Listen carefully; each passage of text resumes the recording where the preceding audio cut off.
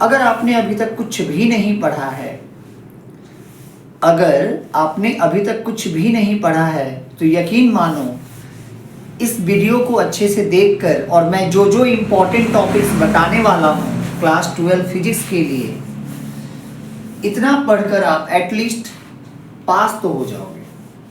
बच्चों प्रॉब्लम ये होता है ना कि हम बंगाल बोर्ड के जो बच्चे होते हैं ना, हमारे लिए कुछ भी इम्पोर्टेंट नहीं होता, ये कड़वी सच्चाई है। ठीक है, सीबीएसई में होता है, अदर बोर्ड्स में होता है, जैसे सिलेबस रिड्यूस कर दिया जाता है, घटा दिया जाता है। बंगाल बोर्ड में ऐसा कुछ नहीं होता। तो ये जो वीडियो है वो मेरे बंगाल बोर्ड के बच्चों के लिए हैं जो अगला साल क्लास 12 का एग्ज़ाम देने वाले हैं। और इस वीडियो में मैं वो हर इम्पॉर्टेंट टॉपिक्स बताऊंगा जो बहुत सारे क्वेश्चन पेपर को एनालाइज करके मैंने खुद से लिखा है। ठीक है, और ये मेरे हिसाब से भी बहुत इम्पॉर्टेंट है। तो ये वीडियो को अंत तक जरूर देखें और जितने भी टॉपिक्स मैं बताने वाला हूँ, आप चाहे वो किताब से पढ़ो या कोई भी यूट्यूब चैनल से पढ़ाई करो, ऑनलाइन करो, ऑफलाइन करो, लेकिन इन टॉपिक को जरूर कर लेना। देखो बच्चों, अगर आपको पास होना है, केवल आपने अब तक कुछ भी नहीं पढ़ाई किया है, मान लो आपने पूरा साल ऐसे ही गई भैंसिया पानी में, ठीक है, आपने पूरा साल बर्बाद कर दिया, कोई बात नहीं, 3 महीना तो है। एग्जाम होने वाला है 7 मार्च को। ठीक है, एग्जाम 7 मार्च को होने वाला है। ये जो वीडियो है वो मेरे बंगाल बोर्ड के बच्चों के लिए है। ठीक है, तो एग्जाम है बच्चों 7 मार्च को फिजिक्स का। तो फिजिक्स बहुत टफ होता है, क्वेश्चन पेपर बच्चों बहुत टफ होता है। ठीक है, यकीन मानो मेरे खुद के क्लासमेट जो थे वो मेरे पीछे बैठ के रो रहे थे। भगवान करे ये वीडियो मेरे क्लासमेट ना देख लें, वरना मुझे बहुत गाली देंगे, मारेंगे, पीटेंगे, बट ये सच है बच्चों। फिजिक्स का पेपर बहुत टफ आता है, बहुत ज़्यादा। मैथ आप कर लोगे, केमिस्ट्री कर लोगे, फिजिक्स नॉट एट ऑल। बच्चों एक कहावत है कि फिजिक्स में ना हम दुनिया की हर लॉस को पढ़ते हैं। ये पूरा दुनिया ही फिजिक्स के लॉ के बेसिस पे है। तो बच्चों इतना आसान एग्जाम तो नहीं होगा ना। हमारा बोर्ड कोई सीबीएसई आईसीएसई नहीं है जहाँ पे सिलेबस को रिड्यूस कर दिया जाता है।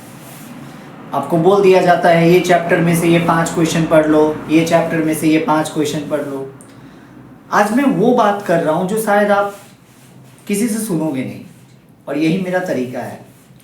मैं सच बताता हूँ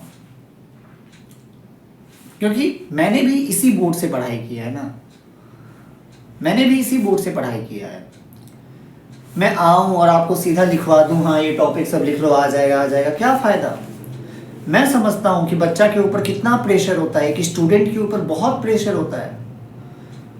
क्लास 12 का एग्ज़ाम, फिर जेई का एग्ज़ाम या फिर नीट का एग्ज़ाम, बहुत प्रेशर होता है। मान लो अभी तक आपने कुछ भी नहीं पढ़ाई किया है, तो मैं जो जो टॉपिक्स बताने जा रहा हूँ ना, ये टॉपिक्स को आप मेरे यूट्यूब चैनल पे या कहीं से भी या किताब से आप पढ़ो। बिलीव मी, फिजिक्स में आप फेल नहीं होगे। ठीक है, हालांकि मैंने 3 कैटेगरी बांट दिया है। अगर आपको 21 से 35 मार्क्स तक लाना है, देन आप इन टॉपिक्स को फॉलो कर सकते हो। क्लियर?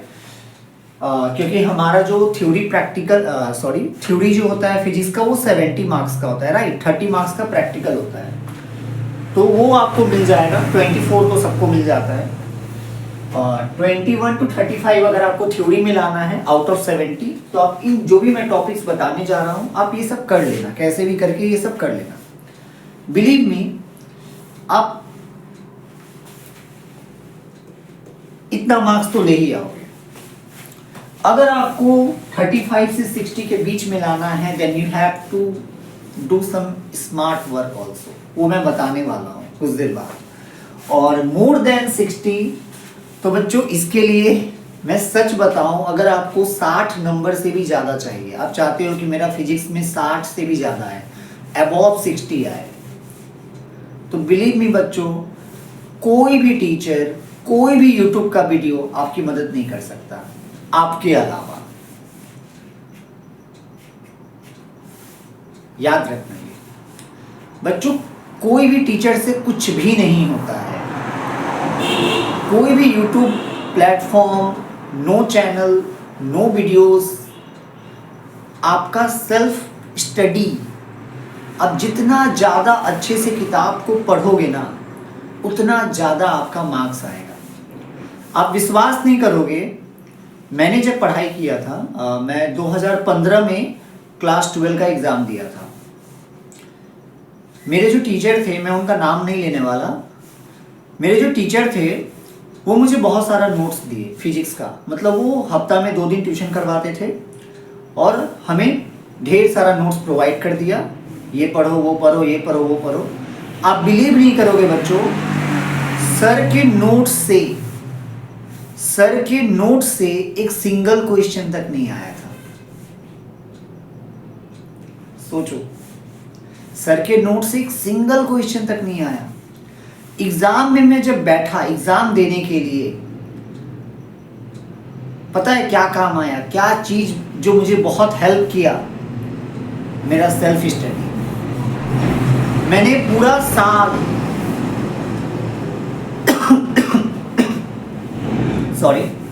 मैंने पूरा साल जो सेल्फ स्टडी किया था ना, जो खुद से समझा था, किताब पढ़ के, लाइन बाय लाइन किताब को रीडिंग करके, जो खुद से छोटा छोटा नोट्स बनाया था, किताब को गंदा कर दिया था साइड साइड में लिख लिख के, मेरा वही नॉलेज काम आया एग्जाम में। याद रखना बच्चों, जब आप एग्जाम देने बैठोगे ना, कोई भी यूट्यूब चैनल, कोई भी टीचर का बात कुछ भी काम नहीं आएगा, बस आपका सेल्फ स्टडी काम आएगा। आपने खुद से जो अचीव किया है नॉलेज, वो आपका काम आएगा बोर्ड एग्जाम में।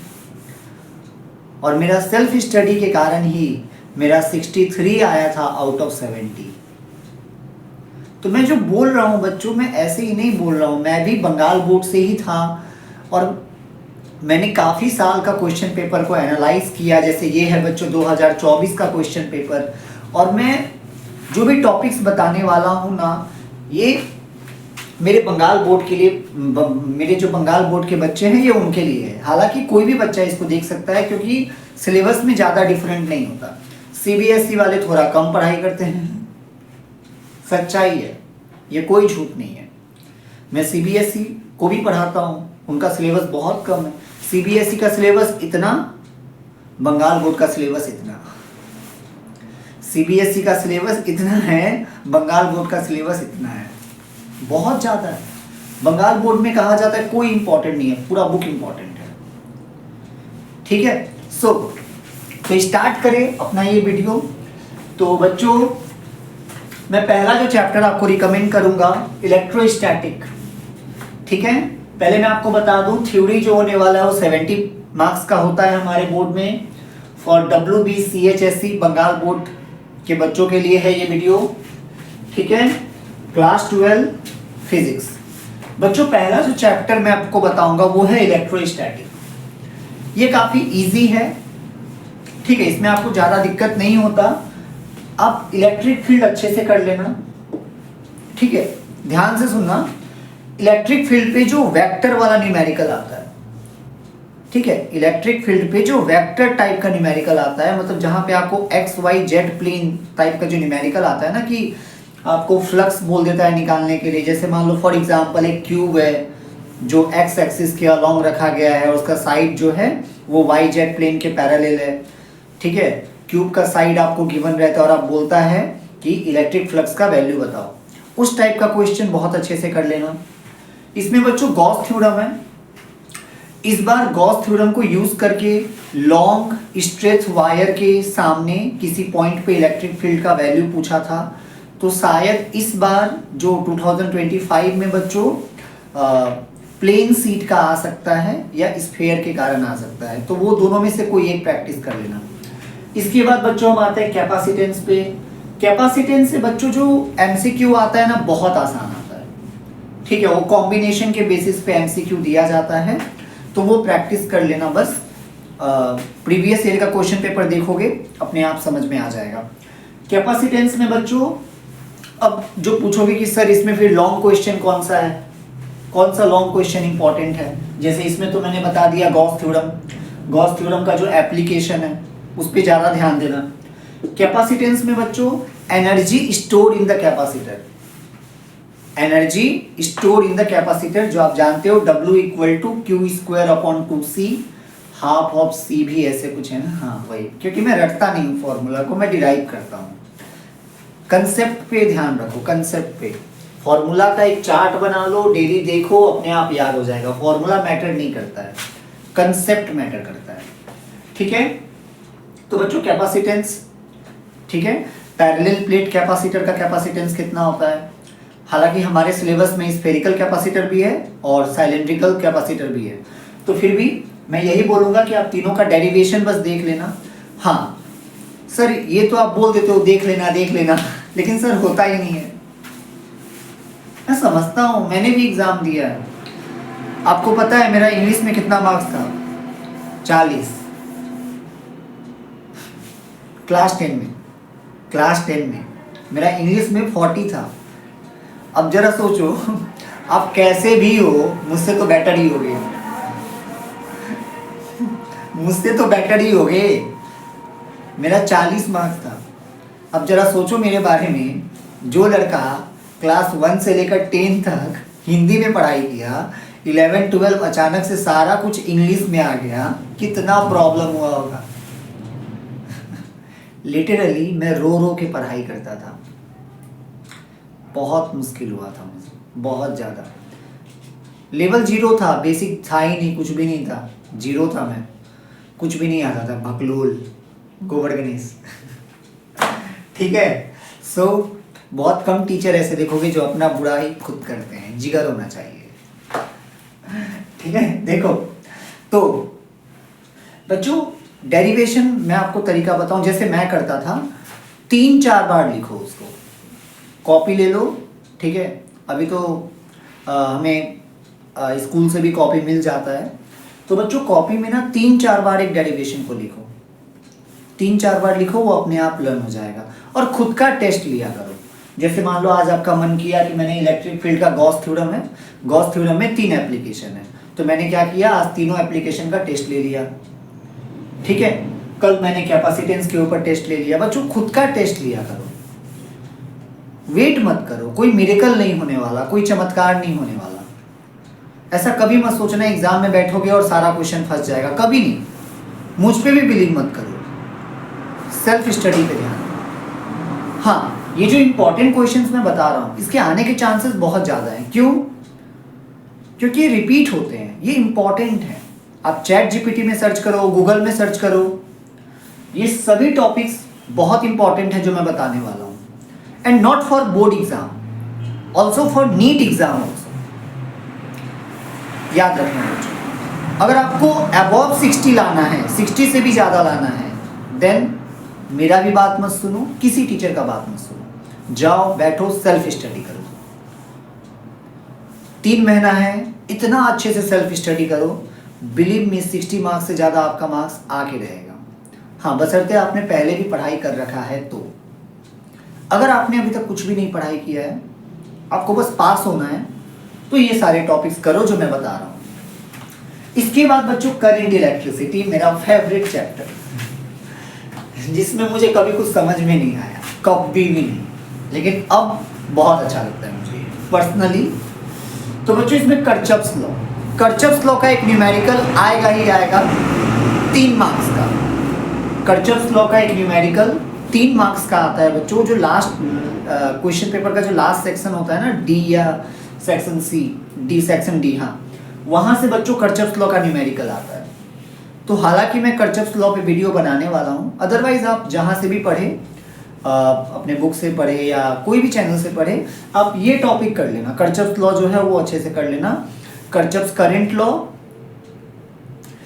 किस प्रिंसिपल पे बेस्ड है? Conservation of charge. And Kirchhoff's voltage law, conservation of energy. This is important for MCQ. And बच्चों इसका ये न्यूमेरिकल बहुत इंपॉर्टेंट है, इससे मैक्सिमम 4 मार्क्स का क्वेश्चन आता है। ये जो, हालांकि कर्चफ्स लॉ बोल के एक अलग सा चैप्टर है हमारे बंगाल बोर्ड में, बट मैं आपको बता दूं कि इससे 3 मार्क्स का न्यूमेरिकल आता है, ठीक है। और न्यूमेरिकल बहुत आसानी से सॉल्व होता है, बस आपको वो रूल समझ लेना है कैसे कैसे अप्लाई करना है, ठीक है, कर्चफ लॉ पे। तो इस पे मैं वीडियो बनाने वाला हूँ, बट अगर आपने नहीं पढ़ रखा है तो कृपया बुक से पढ़े या किसी भी वीडियो को देखिए, समझे और इस टॉपिक को कर ले। इसके बाद बच्चों resistivity depends upon temperature. Resistivity जो होता है ना वो टेम्परेचर पे डिपेंड करता है बच्चों। इस पे एमसीक्यू आता है बहुत बार, या रेजिस्टेंस जो होता है वो टेम्परेचर पे डिपेंड करता है, इसके ऊपर एमसीक्यू आता है, ठीक है। किताब को देखना, किताब को फॉलो करना, इसका 1-2 एमसीक्यू होगा वो टच कर लेना। हाँ, और याद रखना बच्चों, एमसीक्यू वाला जो पार्ट होता है ना वो सबसे लास्ट में सॉल्व करना, पहले कभी मत करना। होगा क्या ना, जब आप एग्जाम के एंड टाइम पे पहुंचोगे ना तो आपका दिमाग पूरा ओपन हो जाएगा, क्योंकि आप बहुत कुछ लिख चुके होगे। जो आपको नहीं भी पता होगा ना वो धीरे धीरे याद आ जाएगा। स्टार्टिंग में क्या रहेगा, आप नर्वस रहोगे, फिजिक्स का एग्जाम है, फिजिक्स का एग्जाम है, बहुत टफ है, बहुत टफ है, और आप गलती कर दोगे, गलती टिक लगा दोगे।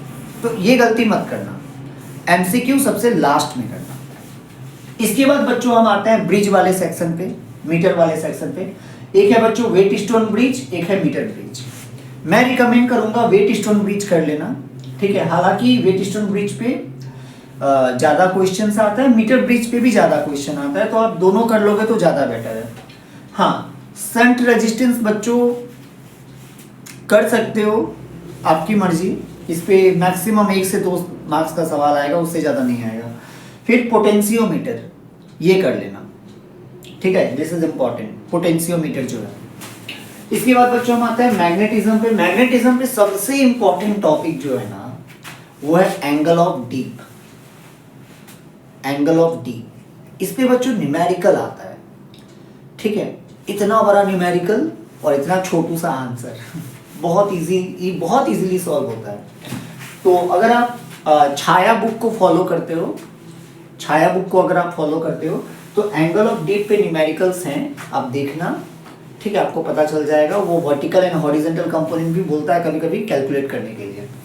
तो ये मैग्नेटिज्म पे, अर्थ एज अ मैग्नेट, इसका थ्योरी बस पढ़ लेना, समझ लेना इसको, ठीक है। इसके बाद बच्चों इलेक्ट्रोमैग्नेटिज्म। इलेक्ट्रोमैग्नेटिज्म पे एम्पियर सर्क्यूटल लॉ इस बार आया है,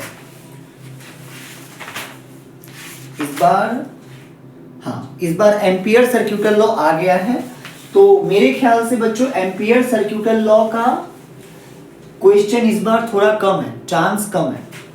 बायट-सैवर्ट लॉ कर लेना, ठीक है, बायट-सैवर्ट लॉ कर लेना जरूरी है, क्लियर। हाँ, और इसमें जो लॉरेंज फोर्स है ना वो मैं लिखना भूल गया यहाँ पे। लॉरेंज फोर्स पे इस बार एमसीक्यू आया था, तो हो सकता है 2025 में इस पे लॉन्ग क्वेश्चन आ जाए। लॉरेंज फोर्स पे पता है ना, बी क्यू भी साइन थीटा वाला, वही। इसके बाद आता है बच्चों गॉस थ्योरम इन मैग्नेटिज्म, इस पे एक सवाल आ सकता है। देन इलेक्ट्रोमैग्नेटिक वेव, इसमें देखना रेजोनेंस करके एक टॉपिक है, ठीक है, वो कर लेना, बहुत इंपॉर्टेंट है।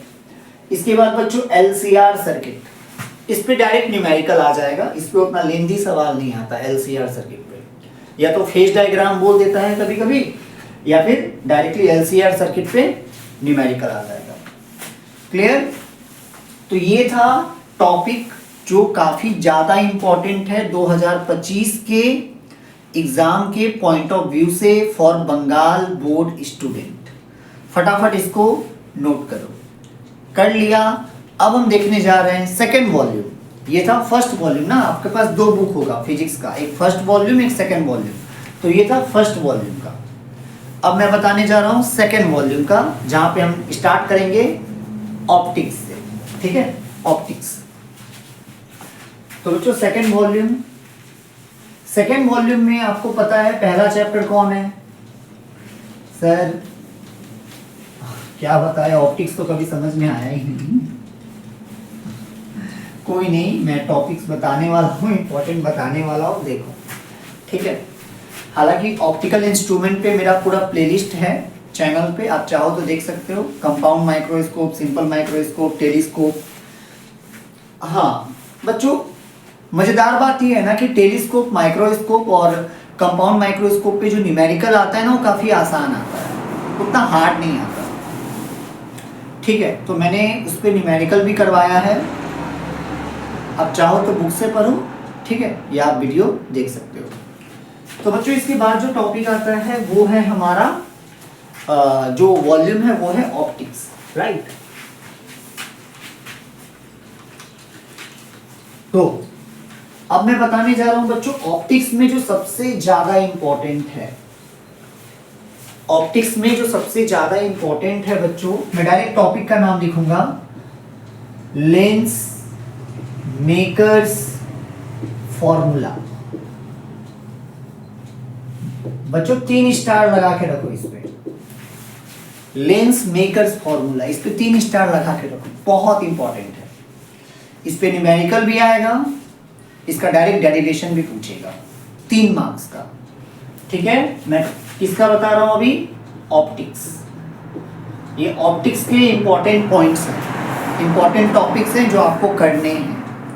ठीक है भाई, कम से कम पास तो होना ही है, वरना उन पेरेंट्स के बारे में सोचो जिन्होंने आपके ऊपर 2 साल इतना खर्चा किया। बच्चों होता क्या है ना कि पेरेंट्स अपने बच्चों से बहुत उम्मीद रखते हैं, रखना भी चाहिए, और जब वही बच्चे फेल हो जाते हैं तो आपको तो बुरा लगता ही है। आपको क्या बुरा लगता है, बस आप कंपेयर करके बुरा लगता है आपको कि मेरा क्लासमेट अपर क्लास में चला गया, मैं लोअर में रह गया, बस इतना ही। बहुत कम बच्चे होते हैं जो सच में अपने पेरेंट्स की प्रॉब्लम को समझते हैं। तो बच्चों पास तो होना ही है, इतना समय बर्बाद हो गया, कोई बात नहीं। ठीक है, एक कहावत है ना, गौतम बुद्ध ने कहा है कि does not matter how hard your past, does not matter how hard your past, you can always begin again. Gautam Buddha ने कहा है कि ये मैटर नहीं करता कि आपने पास्ट में आपका कितना पास्ट कठिन था, आप पास्ट बर्बाद कर लिए, ये वो, आप हमेशा नई शुरुआत कर सकते हैं। सो अभी ज़्यादा दुनियादारी के बारे में सोचना नहीं है, केवल पढ़ाई पे ध्यान। ठीक है, तो लेंस मेकर्स फॉर्मूला बच्चों कर लेना, काफ़ी इम्पोर्टेंट है। इसके बाद स्फेरिकल मिरर्स पे बच्चों ज़्यादा न्यूमेरिकल नहीं आता, मैं झूठ क्यों बोलूँ, नहीं आता है। हाँ, आप एंगल ऑफ मिनिमम डेविएशन पे कर सकते हो, एंगल ऑफ मिनिमम डेविएशन। ठीक है, इसका एक डेरिवेशन है, प्रिज्म सेक्शन में आपको मिल जाएगा, दिस इज ऑल्सो इम्पोर्टेंट। ठीक है, या तो इसका न्यूमेरिकल आ जाएगा डायरेक्टली या इसका डेरिवेशन आएगा। ये मैं जो भी बता रहा हूं अभी सब 3 मार्क्स के लिए है। ठीक है, ये हो गया बच्चों ऑप्टिक्स से, ये दोनों कर लेना। इसके बाद हाँ, डुअल नेचर। डुअल नेचर में बच्चों हॉकिंस प्रिंसिपल, सभी इसको हाइजीन्स प्रिंसिपल बोलते हैं, बट रियल प्रोनाउंसिएशन सुनोगे तो हंसते हंसते लोटपोट हो जाओगे आप। हॉकिंस, ठीक है, इस हॉकिंस प्रिंसिपल, हॉकिंस प्रिंसिपल। तो हाइजीन्स प्रिंसिपल, हाइजीन्स प्रिंसिपल से बच्चों जो क्वेश्चन आता है ना वो डायरेक्टली आता है, prove that angle i equal to angle r, वही laws of reflection, laws of reflection. और बच्चों सेकंड जो है वो लॉज ऑफ रिफ्रैक्शन है, मतलब Snell's law, sine i upon sine r equal to constant, ये and this will be angle i equal to angle r. तो बच्चों ये डायरेक्ट क्वेश्चन आ जाता है कि by using Hawkins principle, Huygens principle, ठीक है, prove that the angle i equal to angle r. मतलब जो देखो असल में सॉरी बच्चों, ये जो लॉज ऑफ रिफ्लेक्शन आप बचपन से पढ़ते आ रहे हो ना, ठीक है, या क्लास 10 में आपने ये पढ़ा होगा, sine i upon sine r equal to constant, Snell's law. बच्चों ये हम प्रूफ भी करते हैं, प्रूफ होता है ये हॉकिंस प्रिंसिपल को, हाइजीन्स प्रिंसिपल को यूज करके। ठीक है, तो डायरेक्टली क्वेश्चन पूछ देगा इसको प्रूफ करो बाय यूजिंग हाइजीन्स प्रिंसिपल। तो ये दोनों एकदम सिंपल डेरिवेशन है, उसको देख लो, 3-4 बार प्रैक्टिस करो, 3 नंबर आराम से आ जाएगा। क्लियर? तो बच्चों ये दोनों इंपॉर्टेंट।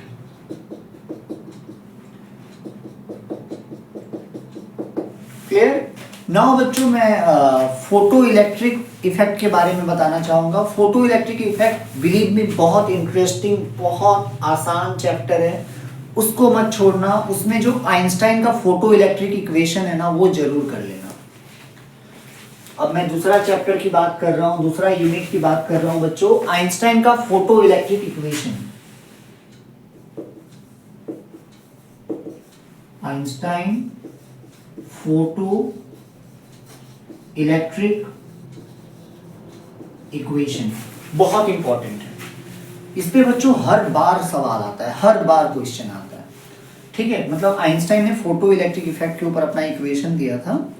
बच्चों ये चैप्टर अगर आपने नहीं पढ़ा है तो आप पढ़े, बुक से पढ़े या कोई भी चैनल से पढ़े, बट इसको समझ ले, इजी है, कुछ नहीं है। मतलब इसमें बच्चों यही बताया गया है कि फोटो इलेक्ट्रिसिटी क्या होता है, मतलब लाइट के कारण भी बच्चों करंट प्रोड्यूस हो सकता है। लाइट में इसमें पार्टिकल नेचर को बताया गया है कि लाइट जो होता है वो फोटोन होता है, अगर उसके पास जो उसका एनर्जी जो हो वो थ्रेशोल्ड एनर्जी से ज़्यादा हो तो इलेक्ट्रॉन को वो एनर्जी देता है, इलेक्ट्रॉन भाग जाता है मेटल सरफेस से। ठीक है, मतलब ये मैं बेसिक बता रहा हूँ, ये सब है इसमें। बहुत आसान चैप्टर है, बहुत ईजी है, ये टॉपिक याद रखना बच्चों। और इस पर जो न्यूमेरिकल आता है ना, वो भी बहुत आसान आता है। आपको बहुत सारे फॉर्मूलाज देखने को मिलेंगे यहाँ पे। हाँ, प्लैंक्स कांस्टेंट का वैल्यू गिवन रहेगा, रटने की जरूरत नहीं है, वो हो जाएगा यहाँ से। इसके बाद बच्चों अगर आप और बोलोगे सर और बताइए, तो लास्ट चैप्टर इज सेमीकंडक्टर। बच्चों सेमीकंडक्टर में ना ट्रांजिस्टर वाला जो टॉपिक है वो कर लेना। ट्रांजिस्टर वाला टॉपिक, हाँ, ट्रांजिस्टर पीएनपी ट्रांजिस्टर जो है ना वो कर लेना। और हाँ, forward bias and reverse bias, ठीक है, ये कर लेना। फॉरवर्ड बायस और रिवर्स बायस पे जो क्वेश्चंस है बुक में वो कर लेना। बस इतना इनफ है बच्चों पास होने के लिए, बहुत ज़्यादा ही है, ज़्यादा ही है। अगर मैंने जो भी टॉपिक बताया ना ये कर लो, बहुत अच्छा नंबर स्कोर करोगे। बट मैं ये नहीं बोलूँगा कि मोर देन 60 करोगे बच्चों, मैं झूठ नहीं बोलता। हाँ, अगर आप स्टार्टिंग से पढ़ते आ रहे हो ना, अगर आप शुरू से पढ़ते आ रहे हो, बहुत मेहनत कर रहे हो, तब आप जरूर ले आओगे। बट ये चीज़ याद रखना बच्चों, मैं वीडियो को ख़त्म कर रहा हूँ ये सबसे इम्पॉर्टेंट लाइन बोलते हुए। बच्चों याद रखना, जब आप एग्ज़ाम में बैठोगे तो कोई भी टीचर, कोई भी नोट्स, कोई भी यूट्यूब चैनल काम नहीं आने वाला, नोबडी। केवल आपका सेल्फ स्टडी, केवल आपका सेल्फ स्टडी।